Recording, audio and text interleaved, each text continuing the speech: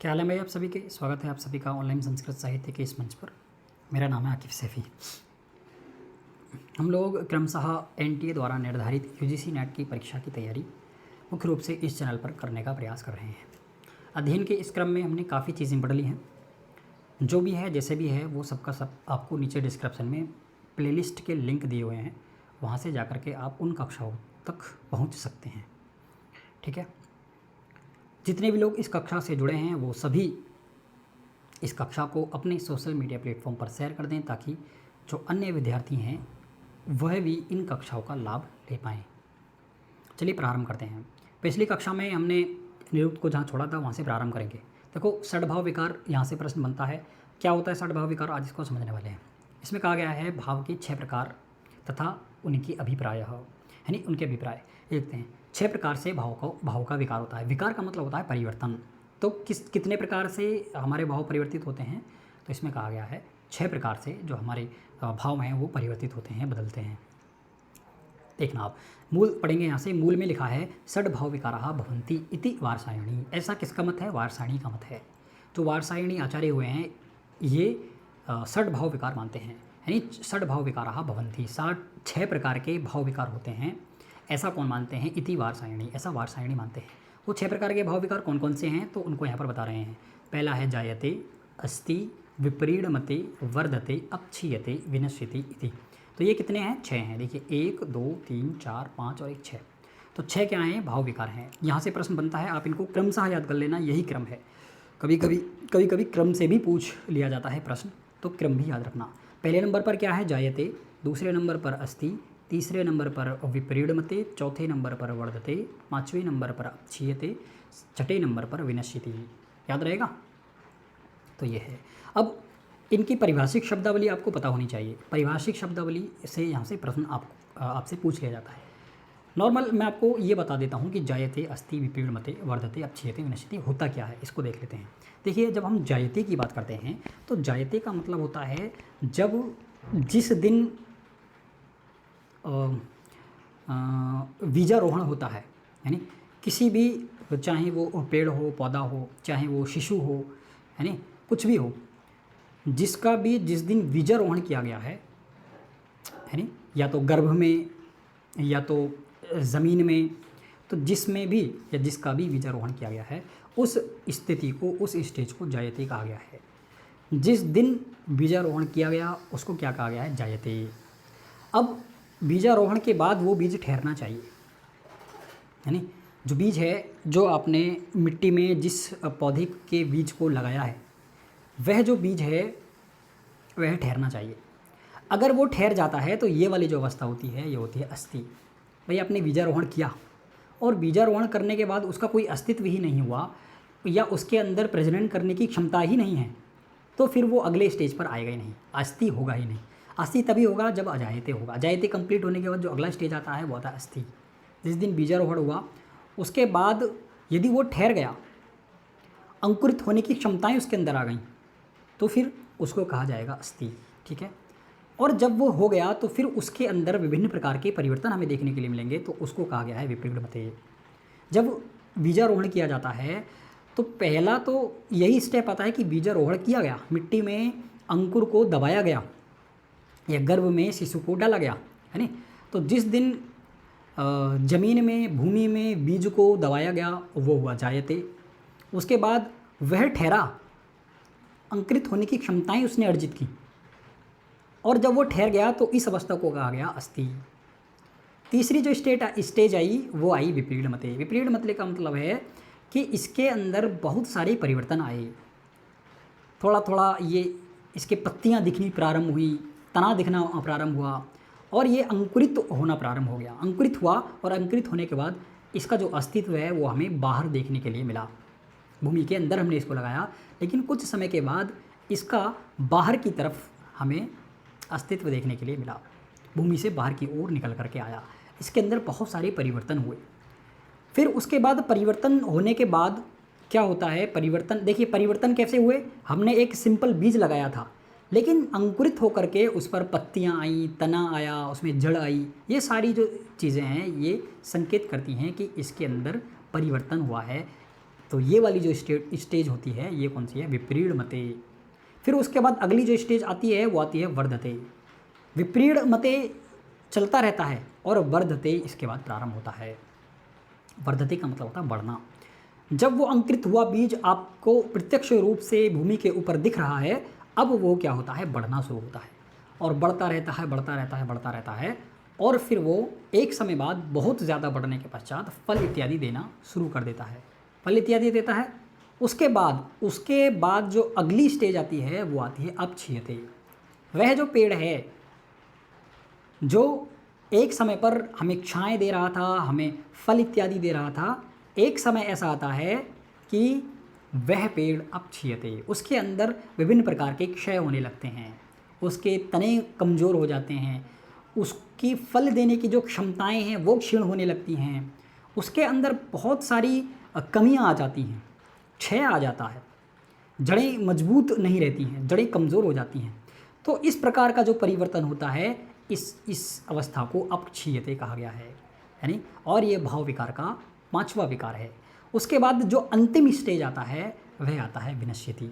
विनश्यति का मतलब है एक दिन ऐसा आता है कि वह पेड़ विनाश को प्राप्त हो जाता है, समाप्त हो जाता है।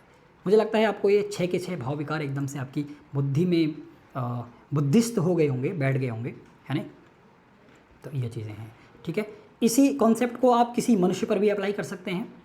पहले जो मनुष्य है वो क्या होता है? जायते, उसका बीजर हुआ। फिर उसके बाद उसने गर्भ के अंदर विभिन्न प्रकार के परिवर्तन हुए, ठहरने के बाद फिर वो गर्भ से बाहर आया, यानी ये जो अवस्था हुई गर्भ से बाहर आने के विपरीणमते। फिर वो धीरे धीरे बढ़ना प्रारंभ हुआ। जब बढ़ना वो प्रारंभ हुआ तो ये जो अवस्था आती है ये वर्धते की अवस्था है। और फिर उसके बाद अपक्षीयते, जब वो 40-50 के आसपास पहुंच जाता है तब उसका क्षय होना शुरू हो जाता है, यानी उसका क्षय होना क्या हो जाता है? होना प्रारंभ हो जाता है। घुटनों में दर्द होने लगता है, बीपी बढ़ने लगता है, कोलेस्ट्रॉल बढ़ने लगता है, अंदर की जो ब्लड को जो हमारा हृदय पंप करता है उसकी क्षमताएं कम हो जाती हैं, यानी। तो इस प्रकार से जो मनुष्य का क्षय है वो होना प्रारंभ हो जाता है, उसके अंदर बीमारियों का घर बन जाता है, यानी। तो ये जो अवस्था होती है ये अपक्षीयते की अवस्था है। उसके बाद अंतिम जो स्टेज आती है विनश्यते, एक ना एक दिन वह व्यक्ति विनाश को प्राप्त होता है। तो ये 6 प्रकार से भाव विकार होते हैं। अब इनकी पारिभाषिक शब्दावली से प्रश्न आता है, ये पारिभाषिक शब्दावली आपको याद रखनी है, ठीक है। अर्थ वगैरह में आपको नहीं जाना है बिल्कुल भी, बस पूछा जाएगा जायते और देखिए वहाँ पर ये वाला हो सकता है, ये वाला लिखा हुआ हो और उसको मैच करना हो आपसे, जायते से, अस्ति से, विप्रीणमते से, वर्धते से, ऐसे मैच करना भी आ सकता है। लेकिन आपको ये याद रखना है कि जायते का क्या इन्होंने परिभाषा दी है। तो जायते के लिए कहते हैं इति पूर्व भावस्य आदिम आचष्टे न परभाव आचष्टे न प्रतिषेधति, है नहीं। तो ये क्या है? जायते का परिभाषा दी है। उसके बाद ध्यान रहेगा ये इति पूर्व भावस्य आदिम आचष्टे न परभाव आचष्टे न प्रतिषेधति, ना तो उसका प्रतिषेध करता है, ना पूर्व भाव में रहता है, और ना आदि पूर्व भावे आदिम आचष्टे, और ना ही अपर भाव में रहता है, ऐसा कह रहे हैं, यानी, और ना उनका प्रतिषेध करता है, ऐसा कह रहे हैं। तो ये हो गया जायते। अर्थ वगैरह में इतना मत जाना, बस ये परिभाषिक शब्दावली आपको आनी चाहिए, ये पंक्ति आपको आनी चाहिए। जायते का उदाहरण, जायते का जो लक्षण यहाँ पर है वो आपको आना चाहिए। जायते का क्या लक्षण है? इति पूर्व भाव आदिम आचष्टे न अपर भाव आचष्टे न प्रतिषेधति। उसके बाद अस्ति का क्या लक्षण देते हैं? अस्ति का लक्षण देते हुए कहते हैं इति उत्पन्नस्या सत्वस्या अवधारणम, सत्वस्य अवधारणम, इति उत्पन्नस्या सत्वस्य अवधारणम। ये किसका लक्षण दिया? ये अस्ति का। ये किसका लक्षण दिया? अस्ति का लक्षण दिया। उसके बाद विप्रीणमते का क्या देते हैं लक्षण?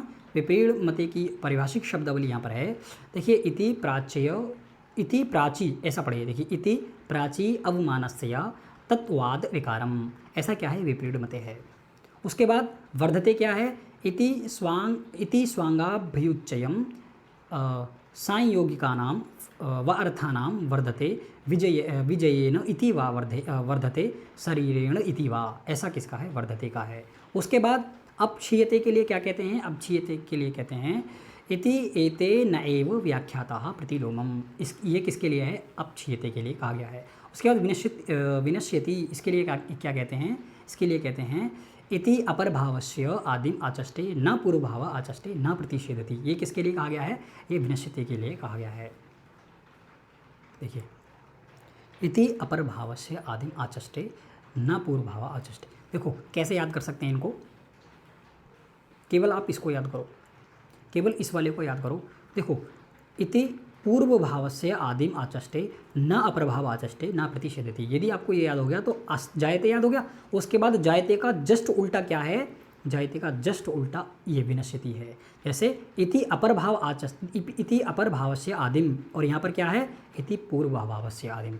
मतलब ये वाला जो सेंटेंस है वो आगे कर दिया है अपर भाव, यानी अपर भाव आचष्टे, ये कहाँ कर दिया है, ये आगे कर दिया है, और ये कहाँ कर दिया है, पीछे कर दिया है। तो इससे आप याद रख सकते हैं कि ये जो जायते है इसका तुरंत अपोजिट कौन सा है, इसका तुरंत अपोजिट है हमारा विनश्यति। उसके बाद देखिए अस्थि के लिए क्या क्या कहते हैं, अस्थि के लिए कहते हैं इति उत्पन्नस्या देखिए इति उत्पन्नस्या सत्वस्या अवधारणम, सत्वस्या अवधारणम। उसके बाद विपरीडमति के लिए क्या कहते हैं, विपरीडमति के लिए कहते हैं विपरीडमति मैंने आपको बताया था विकार के लिए है, तो यहाँ पर आपको विकार शब्द मिल जाएगा, इति विकारम, यानी तत्वाद विकारम, तत्वाद विकारम, ऐसे आप याद कर सकते हैं। तो विकार किसके लिए है, विपरीडमति के लिए प्रयोग हुआ है। उसके बाद वर्धते क्या है, तो यहाँ पर आपको वर्धते शब्द मिल जाएगा, ये रहा, यानी ये वर्धते शब्द पता चलता है कि ये किसका है, वर्धते का लक्षण है। उसके बाद अपक्षीयते के लिए क्या है, प्रतिलोमम, प्रतिलोमम किसके लिए है, अपक्षीयते के लिए है। देखिए प्रतिलोमम, यानी इति एतेन न एव व्याख्यातः प्रतिलोमम, न एव व्याख्यातः प्रतिलोमम, ये किसके लिए है, अपक्षीयते के लिए। और विनश्यति इसके लिए मैंने आपको पहले वाले का अपोजिट बता दिया है, ठीक है। तो ये इसकी पारिभाषिक शब्दावली है, आप इसको याद रखना। अब देखिए एक एक करके यहाँ पर जो भाव विकार हैं उनको बताने का प्रयास कर रहे हैं। देखो यहाँ भाव विकार है जायते, अर्थात उत्पन्न होना। बीज से जब अंकुरित निकलता है तब यह कहा जाता है कि अंकुर पैदा हुआ। यद्यपि पैदा होने के साथ साथ होना रूप क्रिया या भाव विकार भी है, परंतु यहाँ जायते शब्द उत्पन्न होने रूप भाव विकार को ही कहा जाता है या कहता है, यानी होना रूप भाव विकार को नहीं कहता और ना उस भाव का प्रतिषेध करता है, ठीक है। इसीलिए देखिए प्रतिषेध करता है, ठीक है। इसलिए नहीं कि जायते का अर्थ केवल होना ना होकर उत्पन्न होना अर्थ है, और निषेध इसलिए नहीं करता कि उत्पन्न होना रूप भाव विकार को ही तब कह सकता है जब कोई पदार्थ हो, अर्थात वहाँ दोनों रूप भाव विकार भी हों। यदि अंकुरित उत्पन्न होता है यदि अंकुरित उत्पन्न होता है, यह कहा भी नहीं जा सकता, ठीक है। उसके बाद दूसरा भाव विकार क्या आता है, अस्थि। अस्थि के लिए कह रहे हैं, देखिए जिसका अर्थ होना अपनी सत्ता धारण करना।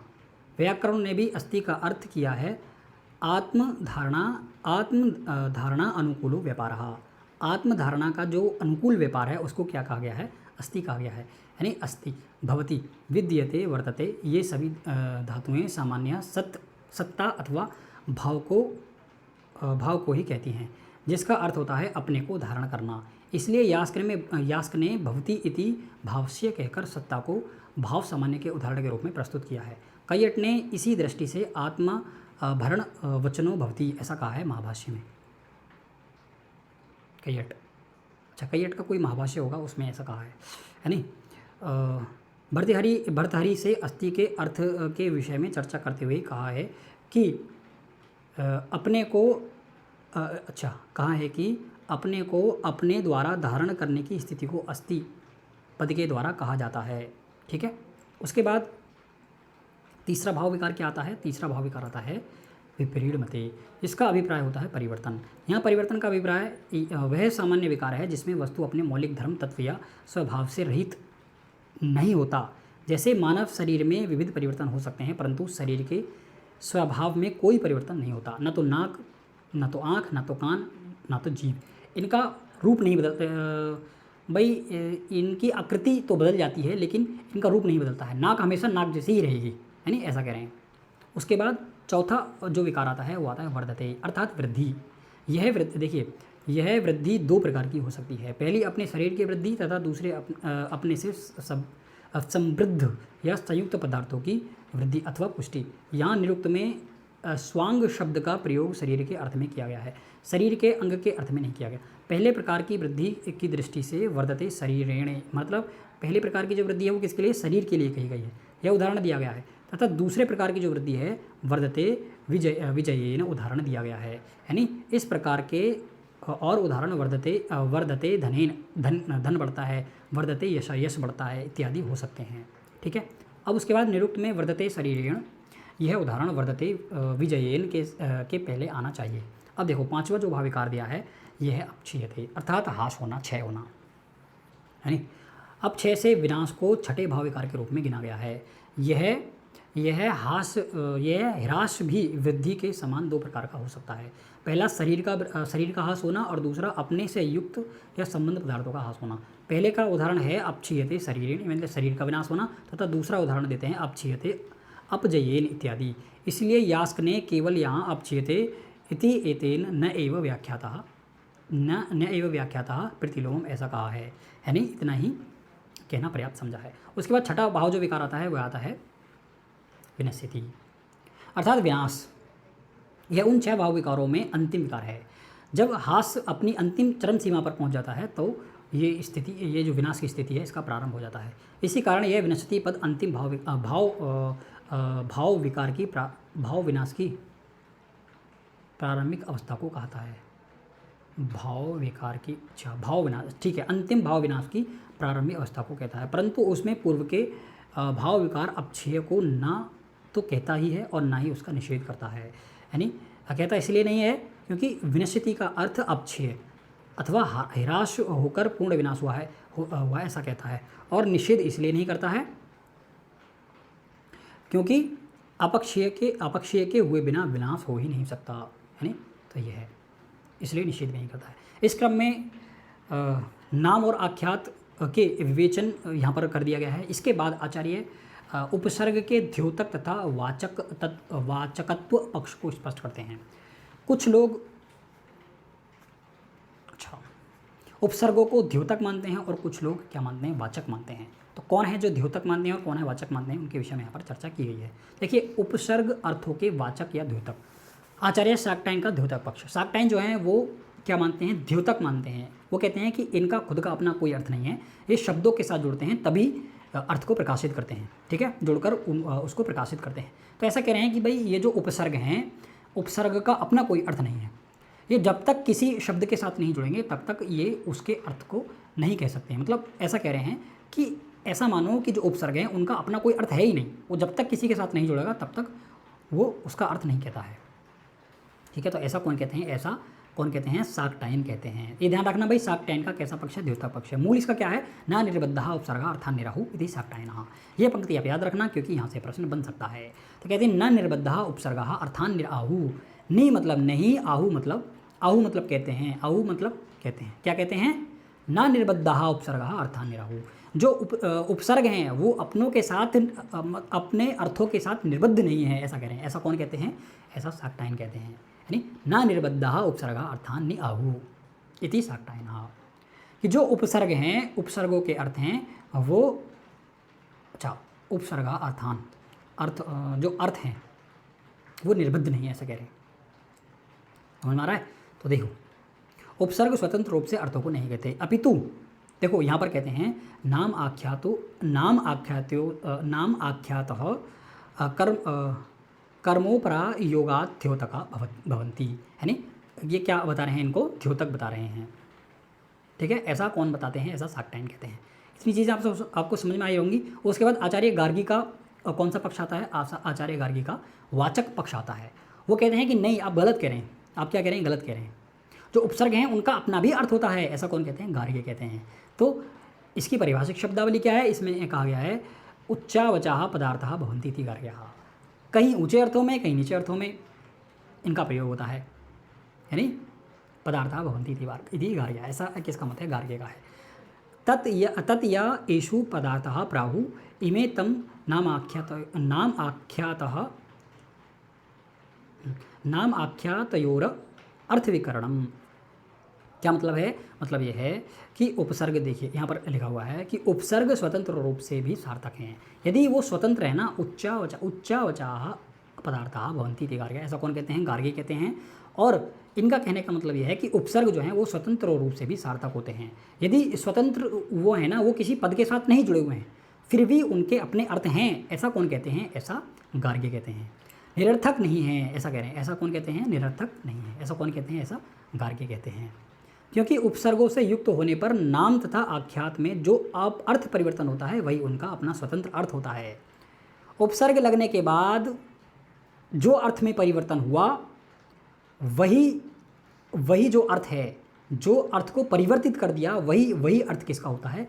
उन उपसर्गों का होता है। ऐसा कौन कहते हैं? ऐसा गार्ग्य कहते हैं। ठीक है। यथा उसका एग्जाम्पल देते हैं, जैसे उद उत्तमम वरुण पाश्यम अस्माद, यानी यहाँ पर जो उद उपसर्ग है, यानी प्राप्रा अपसम अनुअव निस निर दुस दुर वि आंग नी अधि अति शु, ये 22 प्रकार के उपसर्गों का हम प्रयोग करते हैं। 22 प्रकार के उपसर्ग कौन कौन से हैं? एक बार फिर देखेंगे। प्राप्रा अपसम अनुअव निस निर दुस दुर वि आंग नी अधि अति शु। इस प्रकार निरुक्त आचार्य उपसर्गों के अर्थों का द्योतक ना मानकर क्या मानते हैं? वाचक मानते हैं। उत्तमम वरुण पाशम अस्मद है। अब देखो उपसर्गों, यदि वो उपसर्गों का अर्थ बता रहे हैं कि भाई उपसर्गों का अपना अर्थ होता है, तो अब ये जो 22 प्रकार के मैंने उपसर्ग आपको बताए, इनके क्या क्या अर्थ हैं वो यहाँ पर बता रहे हैं। देखो यहाँ पर लिखा है यास्क निस निर तथा दुस दुर को एक ही उपसर्ग मानते हैं, अतः यहाँ 22 की जगह 20 ही उपसर्ग हैं। तो यदि इनको एक ही मानेंगे हमें कोई फ़र्क नहीं पड़ता। हम 22 प्रकार के उपसर्गों का प्रयोग करते हैं, लेकिन जो आचार्य यास्क मुनि हैं वो निस निर को एक मान रहे हैं, दुस दुर को एक माने, तो कोई फ़र्क यहाँ पर हमें नहीं पड़ने वाला है। तो एक बार फिर मैं आपको बता देता हूँ 22 प्रकार के उपसर्ग है ना। प्रा, देखिए प्रा प्रा प्रा प्र प्रा प्र प्रा अप सम अनु अव निस निर दुस दुर वि आंग नी अधि अतिशु उप अभि प्रति परि उप अभि, ये 22 प्रकार के उपसर्ग हैं। आप इनको गिन लेना। देखिए यहाँ पर नीचे दिए भी होंगे, हाँ ये सब यहाँ पर दिए हुए हैं। अब एक एक करके बताते चले जाएंगे कौन से उपसर्ग का क्या अर्थ है और फिर उसका उदाहरण भी बताएंगे। ठीक है। देखो एक उपसर्ग आता है, आ उपसर्ग है। आ एक उपसर्ग है। इति अर्थवाक अर्थ हो। देखिए इधर अर्थ क्या है इसका? इधर सम्मुख और नीचे के अर्थ में आ उपसर्ग का प्रयोग करते हैं। क्या उदाहरण है इसका? तो इसका उदाहरण है अपरवात, देखिए अपरवतात।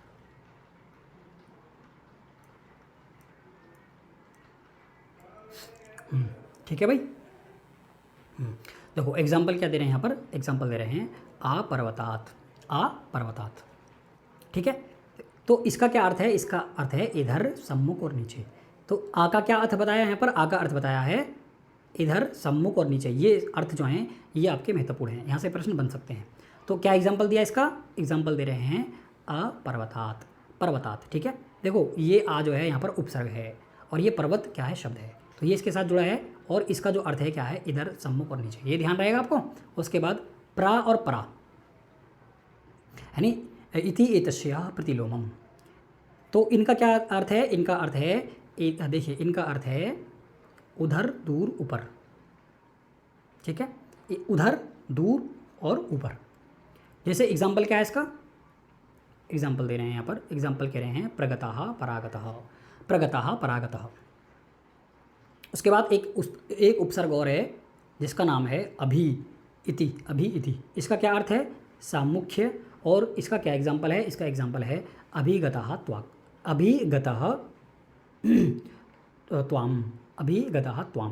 ये किसका एग्जाम्पल है? ये उदाहरण किसका है?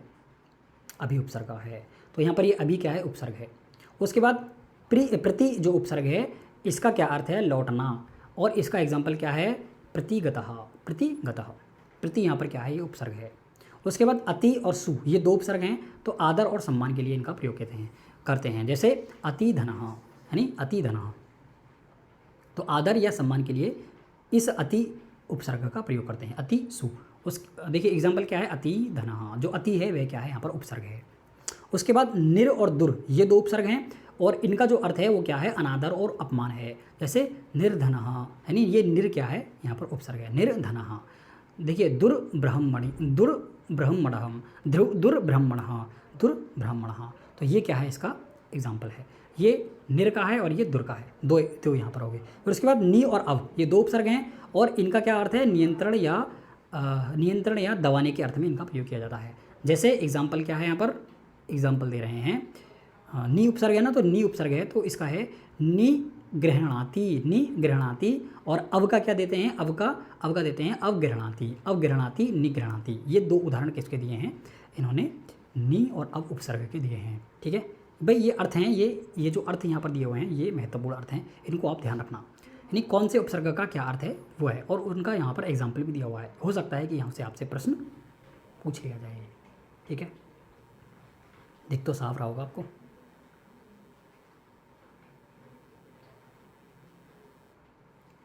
ठीक है, अब देखो उसके बाद अगला क्या पढ़ रहे थे हम, अगला देख रहे थे हमने, ये वाला देख लिया। उसके बाद सम उपसर्ग है तो इसका मतलब होता है, हाँ अच्छा, उद, ये वाला देख रहे थे ना, उद का क्या है, उदगृहणाति, ये एग्जाम्पल है उसका, यानी और ये किसके लिए प्रयोग होता है, ये होता है उत्थायति अर्थ में, यानी उत्थापयति इस अर्थ में हम इस उपसर्ग का क्या करते हैं, प्रयोग करते हैं।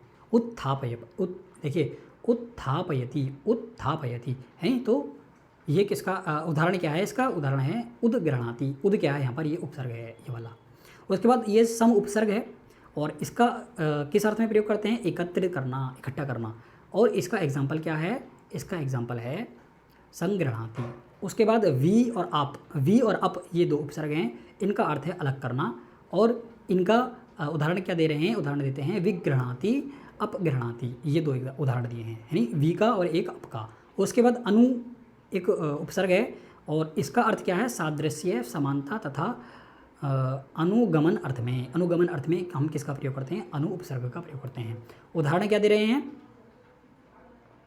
उदाहरण दे रहे हैं अनुरूपम अनुगच्छति। ठीक है, अनुरूपम अनुगच्छति, दो उदाहरण दिए हैं। उसके बाद अगला उपसर्ग आता है अपि, तो इसका संसर्ग अर्थ में हम प्रयोग करते हैं और इसका एग्जाम्पल हमें यहाँ पर दिया हुआ है। इसका एग्जाम्पल क्या है, मधुनो अपि श्वान और देवदत्तम अपि आनम, देवदत्त अपि आनम, ये किसका है, अपि का उदाहरण है, यानी तो संसर्ग में हम इसका प्रयोग करते हैं। उप क्या है, उप एक उपसर्ग है और अधिक्य के अर्थ में इसका प्रयोग करते हैं, जैसे उपजयते या उपपरार्धे या हरेर गुण, यानी इस अर्थ में हम इसका प्रयोग करते हैं। ये इसके उदाहरण हैं। एक उपसर्ग है परि, इसका चारों ओर होना, इस प्रकार के अर्थ में प्रयोग करते हैं। और उदाहरण क्या है इसका, इसका उदाहरण क्या है, परिधावती। और देखिए एक अधि उपसर्ग है और अधि उपसर्ग का किसके लिए प्रयोग करते हैं, ऊपर होना या ईश्वर के अर्थ में इसका अधि का प्रयोग करते हैं, जैसे अधितिष्ठति लोका या अधिपति, इस अर्थ में हम क्या करते हैं, इसका प्रयोग करते हैं, यानी ऊपर होना या ईश्वर के लिए। तो अधिपति ईश्वर का है और ऊपर होने के लिए अधितिष्ठति, ऊपर को होने के लिए इसका प्रयोग करते हैं। ठीक है, तो ये उपसर्ग हैं और इनके अर्थ भी इन्होंने यहाँ पर बताए हैं। उसके बाद देखो, उसके बाद निपात की कोटियों की बात करते हैं। निपात चत्वारि पदजातानि नामाख्याति च उपसर्गश्च, नाम आदि के विवेचन के उपरांत यास्क निरुक्त के प्रथम अध्याय के द्वितीय पाद में निपात की परिभाषा देते हैं। निपात को परिभाषित करते हुए कहते हैं, उच्चावचेषु अर्थेषु निपतन्ति इति निपातः। निपात किसको कहा गया है, जिनका प्रयोग हम ऊंचे अर्थों में अथवा नीचे अर्थों में कर सकते हैं, उनको निपतन्ति, यानी निपतन्ति का मतलब है गिरते हैं। उच्चावचेषु अर्थेषु, कभी ऊंचे अर्थों में कभी नीचे अर्थों में निपतन्ति गिरते हैं, इति निपातः, वह क्या हैं, वह निपात हैं। अब ये जो निपात हैं कितने प्रकार के हैं, तो यहाँ पर बता रहे हैं, अपि उपमार्थी, अपि देखिए अपि कर्मोपसंग्रहार्थी, अपि पदपूर्णः, यानी अपमार्थी निपात, कर्मोपसंग्रहार्थी निपात और पदपूर्णार्थी निपात, ये तीन प्रकार के निपात हैं। ठीक है, ध्यान रहेगा। अब एक एक करके बताएंगे कि उपमार्थक निपात कौन से हैं, कर्मोपसंग्रहार्थी निपात कौन से हैं, और जो पदपूर्ण, ये जो निपात हैं ये कौन से हैं। तो भाई सिंपल भाषा में मैं आपको बता देता हूँ ताकि आप इसको याद रख पाएँ। देखो तीन प्रकार के निपात हैं ना, कर्मोपसंगार्थी, देखिए यहाँ से देखते हैं, फिर से देखेंगे। उपमार्थी निपात, कर्मोपसंग्रहार्थी निपात और पदपूर्ण, यानी ये पदपूर्णार्थी निपात, तीन प्रकार के निपात है ना। तो ये ध्यान रखना, उपमार्थी में आएंगे इव ना चित्नो, इव ना चित और नु, ये जो निपात हैं ये कौन से हैं? उपमार्थी हैं। कर्म उपसर्गार्थी में आते हैं च, वा, ह, उ, है ना, ये किस में आएंगे? ये कर्म उपसर्गार्थी में आएंगे। तो ये दो याद रखना आप, और इसके अलावा जो भी होंगे वो किस में आएंगे? पद पूर्णार्थी में आएंगे। तो ऐसा पूछा जाता है कि देखिए एक देंगे कि इव, ये बताइए किसके अर्थ में इसका प्रयोग किया गया है, तो आप बताएंगे उपमा के अर्थ में है। तो इव, ना, चित और नु, ये जो निपात हैं उपमार्थी हैं और कर्मोपसर्गार्थी में आते हैं च, वा, आ, उ। देखो यहाँ पर दिया हुआ होंगे, मैं आपको दिखाने का प्रयास करता हूँ। देखो ये रहे 4 निपात है ना, देखो इव, ना, चित और नु, ये निपात कौन से हैं? ये उपमार्थी निपात हैं। और कर्मोपसर्गार्थी निपात कौन से हैं? देखो यहाँ पर दिया होंगे कर्मोपसर्गार्थी निपात। तो कर्मोपसर्गार्थी निपात होते हैं चा, चा, वा, आह और उ। ठीक है, चा, वा, आह, उ, ये जो निपात हैं ये कौन से हैं? कर्मोपसर्गार्थी निपात हैं। इनके अलावा जो भी निपात होंगे वो सारे के सारे पद पूर्वार्थी निपात कहलाए जाएंगे। तो यहाँ से आपका प्रश्न बिल्कुल भी गलत नहीं होना चाहिए। कोई सा भी निपात आपसे पूछे, उपमार्थी निपात पूछे, कर्मोपसर्गार्थी निपात पूछे या पद पूर्णार्थी निपात पूछे, तो आप इनको बता देना, है नहीं। तो इसको ऐसे याद करना है, इवना, चितनु, चावा, आ, उ, ऐसे याद कर लो। उपमार्थी, कर्मोपसर्गार्थी, और इसके अलावा जो भी होंगे वो सारे के सारे किस में आएंगे? पद पूर्णार्थी निपात में आएंगे। अब एक एक करके समझने का प्रयास करते हैं। कौन से होते हैं उपमार्थी निपात, कौन से होते हैं कर्मोपसर्गार्थी निपात, और कौन से होते हैं पद पूर्णार्थी निपात। तो सबसे पहले किसको बता रहे हैं? उपमार्थक निपात को बता रहे हैं। देखिए इसमें कहते हैं उपमा सादृश्य या तुलना रूप अर्थ को कहने के लिए हम उपमार्थक निपात का प्रयोग करते हैं। जैसे तेषाम एते चत्वारः उपमार्थे भवन्ति, ये 4 प्रकार के यहाँ पर निपात बताए गए हैं। इव, ना, चित और नु, ये 4 प्रकार के हैं ना। अब इव जो निपात है लौकिक तथा वैदिक संस्कृत में दोनों में इसका हमें प्रयोग मिलता है। जैसे लोक में और वेद में दोनों में बताएंगे। जैसे अग्नि ही इव, यहाँ पर है ना, देखिए अग्नि ही इव, इंद्र इव, ये किसका है? ये लौकिक का है। और ये किसका है? ये किसका है? वैदिक का है। और ये किसका है? लोक का है। तो लौकिक में भी मिलेगा और वेद में भी मिलेगा। ठीक है, 2 एग्जाम्पल दिए हैं। तो अग्नि ही इव, देखो यदि हम इसका विच्छेद करेंगे ना, इसको अलग अलग करेंगे तो कैसे होगा? देखो इसको यदि हम अलग करते हैं तो ये आएगा, अलग करने पर ये आएगा अग्नि ही, और ये आएगा इव। तो ये यहाँ पर जो इव निपात है ये कौन सा है? उपमार्थी निपात कहा गया है। उसके बाद जो ना निपात है, ये जो ना निपात है तो इसके लिए कहते हैं लौकिक भाषा में निषेधार्थक है। मतलब लोक में इसका प्रयोग नहीं होता है, वेद में निषेध तथा उपमा दोनों अर्थों में प्रयुक्त है। अच्छा, निषेधार्थक है, हाँ ठीक है। तो ना देखिए लोक में इसका किस अर्थ में प्रयोग होता है? लोक में लौकिक संस्कृत की बात करें, लोक का मतलब लौकिक संस्कृत। लौकिक संस्कृत में इस ना निपात का प्रयोग किसके लिए करते हैं? निषेधार्थक के लिए, निषेध करने के लिए हम किसका प्रयोग करते हैं? ना निपात का प्रयोग करते हैं। लेकिन जब हम वेद की बात करते हैं ना, तो वेदों में निषेध के लिए तो इसका प्रयोग होता ही है, लेकिन उपमा अर्थ में भी, यानी हम इस निपात का प्रयोग करते हैं। यदि हमें किसी की उपमा देनी है तब भी हम इस निपात का प्रयोग कर सकते हैं। देखिए तीनों एग्जाम्पल बताएंगे। पहला लौकिक एग्जाम्पल निषेधार्थक का बताएंगे, फिर इसका वेद का, निषेध का और उपमा का, दोनों का बताएंगे। तो यहाँ पर एग्जाम्पल दें, जैसे यथा ना इंद्रम देवम, देखिए ना इंद्रम, यह ना इंद्रम देवम असंसत, ये कैसा है? निषेधार्थक निपात है। इसमें जो यहाँ पर ना निपात का प्रयोग है, देखिए ना इंद्रम ऐसा है, तो इसमें जो ना निपात का प्रयोग है ये किसके लिए है? निषेधार्थक के लिए है। और ये कैसा एग्जाम्पल है? ये लौकिक एग्जाम्पल है। ये कैसा है? लौकिक एग्जाम्पल है। उसके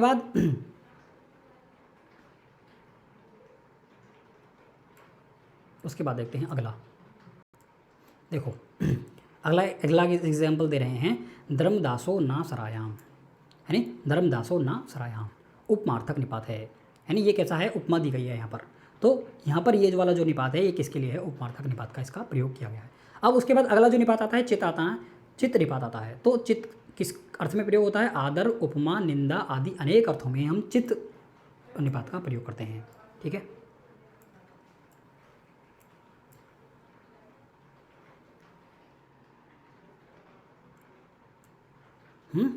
चलिए जैसे एग्जाम्पल दे रहे हैं आचार्य चित इदम ब्रूयात, पूजा या आदर के अर्थ में यहाँ पर प्रयोग है। और उसके बाद उपमा के लिए कौन सा है, दधि चित, ये जो एग्जाम्पल दिया है ये किसका है, उपमार्थक निपात का है। तो ये वाला जो यहाँ पर चित है, देखिए ये वाला जो यहाँ पर चित है ये किसके लिए है, पूजा के लिए है और आदर के लिए है। और यहाँ पर ये वाला जो चित है ये किसके लिए है, उपमा के लिए है, ठीक है। और उसके बाद अगला जो निपात आता है उपमार्थक में वो आता है नु अनेकार्थक। ये अनेकार्थक निपात है, जैसे द्रक्षस्य नूते पुरुहुत्तः वयः, ये यहाँ पर एक नु निपात है अनेक अर्थ में, जैसे ये उपमार्थक निपात है। और कथम नु करिष्यति, ये किसका है, प्रश्नवाचक है, कथम नु करिष्यति, ठीक है। तो ये कैसा निपात है, अनेक अर्थों में इसका प्रयोग करते हैं। उसके बाद निपातों के इस क्रम में हम अगला जो भाग पढ़ रहे थे कर्मोपसर्गार्थी निपात का पढ़ रहे थे। ये कैसे निपात हैं इनको देखते हैं। कर्मोपसर्गार्थी निपात या अर्थ उपसंग्रहार्थी निपात इनको भी कहते हैं। तो ये निपात कथित अर्थों या वस्तुओं की भिन्नता को सूचित करते हैं।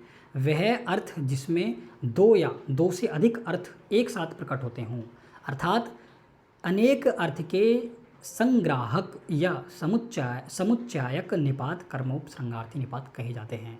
ये सामासिक पदों के मध्य में भी आता है नहीं, आता है। ये किस में आता है,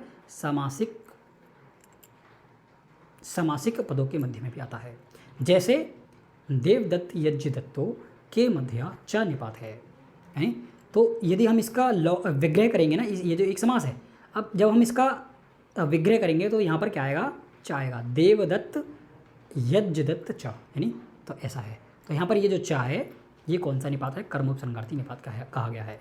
तो ये कितने प्रकार के हैं यहाँ पर, तो मैंने आपको बताया था च व आह और उ, यानी तो आह में आ भी आ जाएगा और उ आ वा और ये आ भी आ गया। तो ये सारे के सारे निपात कौन से हैं, कर्मोपसर्गार्थी निपात है, ध्यान रखना इनको। फिर समुच्चयार्थक विनिग्रहार्थक, उदाहरण देते हैं चा। देखिए चा, सबसे पहला निपात चा बताया ना कर्मोपसर्गार्थी में, तो चा का उदाहरण भी दे रहे हैं। उदाहरण क्या है चा का, समुच्चयार्थक अहम च त्वम च वृत्रहेन। तो ये किसके लिए है, ये किसके लिए है, समुच्चयार्थक विनिग्रहार्थक, यानी समुच्चयार्थक और विनिग्रहार्थक के लिए है। और उसके बाद जो अगला आता है वा निपात है ना, इवना चितनु चा वा अह उ। तो देखो यहाँ पर जो वा निपात है ये यहाँ पर आपको दिख रहा होगा, वायुहु वा त्वा मनुहु वा त्वा, यानी वायुहु वा त्वा। इसको अलग अलग करो, देखो ये है वायु, तब आपको दिखेगा वायु, और ये जो यहाँ पर रा है ये विसर्ग हो गया है, यहाँ पर ये विसर्ग हो गया और ये आ गया वा निकल करके, ठीक है। तो वायुहु वा ऐसा है। और उसके बाद ये वाला जो है ये कैसा है, मनुहु, ये जो विसर्ग है यहाँ पर ये जो रा है ये विसर्ग हो गया है और ये आ गया वा निकल करके, तो ये क्या है, मनु वा, ठीक है। तो यहाँ पर ये जो वा निपात है ये कौन सा निपात कहा गया है, ये इसका उदाहरण है। और ये कौन सा निपात है, उपमार्थक निपात है, यानी सॉरी कर्मोपसर्गार्थक निपात है। उसके बाद आ, अगला आता है आ निपात। तो देखो देवेभ्यश्च पितृभ्य आ ई नादि, है। तो यहाँ पर ये जो आ उपसर्ग आया है, सॉरी यहाँ पर ये जो आ निपात आया है ये किसके लिए है, कर्मोपसर्गार्थी निपात है। फिर उसके बाद आह और हा, ये क्या है, विनिग्रहार्थक निपात है। जैसे अयम अह इदम करोतु और इदम हा करिष्यति, यानी ये जो एग्जाम्पल हैं किसके हैं, आह और हा के हैं। उसके बाद कुछ अन्य निपात भी हैं, जैसे यथा, जैसे ही किल मा खलु शाश्वत आदि, ये जो निपात हैं ये भी कौन से कहे जाते हैं, ये भी कर्मोपसर्गार्थी निपात कहे जाते हैं। फिर उसके बाद अगला जो भाग किया था हमने पद पूर्णार्थक निपात हैं। ये ऐसे निपात होते हैं जो केवल पद को पूरा करने के लिए इन निपातों का हम प्रयोग करते हैं। पद पूर्णार्थक निपात इनको कहा गया है। देखो समझने का प्रयास करते हैं। इनका प्रयोग छंदोबद्ध ग्रंथों में केवल छंद या चरण की पूर्ति के लिए किया जाता है, यानी पूर्ति के लिए, तथा गद्यात्मक ग्रंथों में वाक्यों को अलंकृत करने के लिए किया जाता है। दोनों में ये सर्वथा अनेकार्थक होते हैं, मतलब अनेक अर्थों को कहने वाले होते हैं। इनका कोई निश्चय अर्थ नहीं होता है। देखो अमिताक्षरेषु ग्रंथेषु वाक्यपूर्णा आगच्छन्ति पदपूर्णाः तमिताक्षरेषु,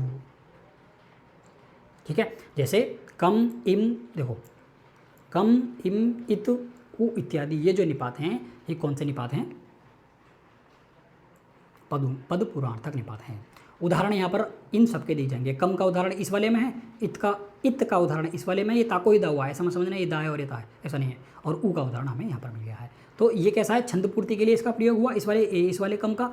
और ये जो इत है, इत का किसके लिए हुआ, पद पूरक के लिए इसका प्रयोग हुआ। और उसके बाद ये जो ऊ है, ये किसके लिए प्रयोग हुआ, ऊ पद पूरक के लिए इसका प्रयोग हुआ। ठीक है, तो ये है, ऐसे आप इनको देख सकते हैं। अब निरुक्त अध्ययन के प्रयोजन। निरुक्त अध्ययन के प्रयोजन, कक्षा जो है वो 40 मिनट की हो गई है। तो क्या हम इस कक्षा को कल देखें? भाई ये है निरुक्त अध्ययन के प्रयोजन। देखते हैं कितना विषय है इसमें, निरुक्त अध्ययन के प्रयोजन में। पद विभाज्यानम, देवता ज्ञानम। भाई अगर आज इसको पूरा करते हैं तो 1 घंटा और चली जाएगी वीडियो ये वाली। तो 1 घंटे का विषय तो है ये कम से कम। क्या करते हैं भाई, अगली कक्षा में करते हैं इसको, क्योंकि अभी भी ख़त्म नहीं हुआ। देखिए यहाँ तक है, फिर उसके बाद निर्वचन का सिद्धांत है। अगली कक्षा में फिर निर्वचन का सिद्धांत करेंगे। मतलब 2 कक्षा तो ये इसकी मोटी मोटी बनी रही हैं, यानी 2 कक्षा तो और हो जाएंगी इसकी। फिर एक और कक्षा होगी इसकी, और वो कक्षा होगी हमारी ये वाली, शब्दों की उत्पत्ति। यानी 3 कक्षा और होंगी निरुक्त की इसके अलावा। ठीक है, चलिए अगली कक्षा में आपसे हम मुलाकात करते हैं।